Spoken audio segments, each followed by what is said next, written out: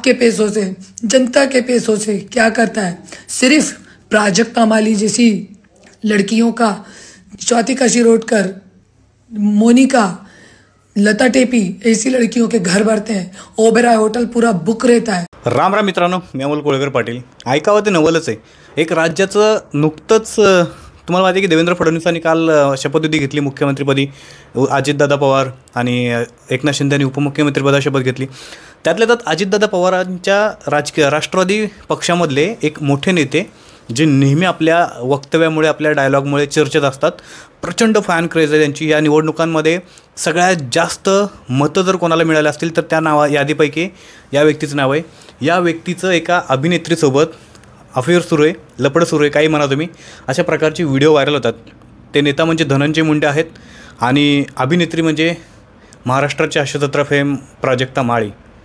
ह्या दोघांचं मी का तुम्हाला सांगतो आहे, कारण ह्या गोष्टीचा खुलासा स्वतः धनंजय मुंडेंची एक्स पत्नी, जी स्वतःला, ज्या मॅडम बोलतात स्वतःला की मी त्यांची जुनी पत्नी आहे, ते करुणा धनंजय मुंडे, ज्यांचा वाद गेल्या 2-3 वर्षापासून प्रचंड गाजलेला आहे। त्यांनी खूप पत्रकार परिषदा घेतल्या, धनंजय मुंडेंच्यावरती आरोप केले।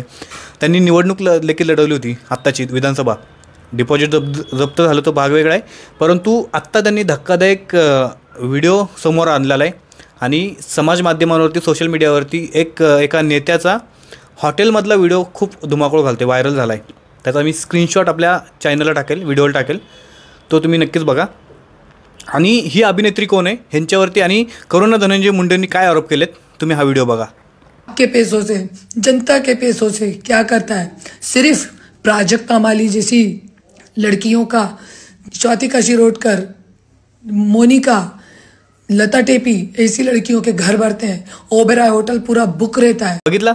आता या व्हिडिओमध्ये करुणा धनंजय मुंडेंनी बऱ्याच मुलींची नावं घेतलेली आहेत, आपल्या सगळ्यांना समजते, पण यातलं एक नाव आपल्या सगळ्यांच्या ओळखीचं वाटते, ते म्हणजे प्राजक्ता माळी। आता या प्राजक्ता माळी नक्की महाराष्ट्राची हास्यजत्रा या कार्यक्रमामध्ये ज्या अँकरिंग करतात त्या आहेत की अजून कुठल्या आहेत? आता कमेंट देखील बऱ्याच लोकांच्या प्रतिक्रिया अशा आलेल्या आहेत की प्राजक्ता माळींनी एक चित्रपट केला, फार्म हाऊस घेतलं, त्यांनी व्यवसाय केला, एका गोल्डचं म्हणजे सोन्याचं हे करतात, ते मॅन्युफॅक्चरिंग करतात, डिझाईनचं, त्याचा व्यवसाय केला आहे। हा सगळा पैसा कुठून आला? तर हा सगळा पैसा धनंजय मुंडेंकडून आलेला आहे, असं बऱ्याच प्रतिक्रिया येत आहेत। आणि त्यातल्या त्यात प्राजक्ता माळी यांनी अजूनपर्यंत ऑफिशियली कुठल्याही प्रकारचं स्टेटमेंट दिलेलं नाही आहे। त्याच्यामुळे ह्या गोष्टींना आणखी हवा भेटत चाललेली। मला वाटतं अशा प्रकरणामध्ये जर एवढं गंभीर स्वरूपाचं प्रकरण असेल आणि नक्की त्या प्राजक्ता माळी कोण आहेत, खरंच अभिनेत्री प्राजक्ता माळी आहेत का, आणि जर असं असेल तर त्यांनी या प्रकरणाची समाज माध्यमांसमोर येऊन माहिती द्यायला पाहिजे, काय असेल ते, जेणेकरून त्यांच्याबद्दल चुकीच्या बरोबर माहिती पसरत चाललेली आणि बोललं जाते त्या बंद होतील। आणि हा विषय एवढा गंभीर आहे का माहिती आहे का, कारण स्वतः धनंजय मुंडेंच्या पत्नी करुणा धनंजय मुंडेंनी हा आरोप केलेला आहे। तुम्ही पुन्हा एकदा हा व्हिडिओ बघा, त्याच्यानंतर तुमचं मत, प्रतिक्रिया नक्की कमेंट करून सांगा। जय शिवराय, जय मल्हार।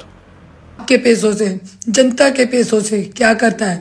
सिर्फ प्राजक्ता माली जैसी लड़कियों का, स्वातिका शिरोडकर, मोनिका, लता टेपी ऐसी लड़कियों के घर भरते हैं। ओबेरॉय होटल पूरा बुक रहता है।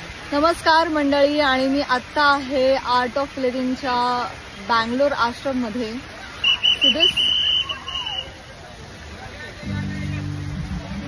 थोड्याच वेळात सत्संग सुरू होणार आहे, जे मी लाईव्ह करणार आहे। 6 ते 7 ही वेळ आहे, पण त्याआधी मी असं ठरवलं की मी तुम्हाला काहीतरी सांगावं जे मी ॲक्च्युली करते आणि ते किती भारी आहे।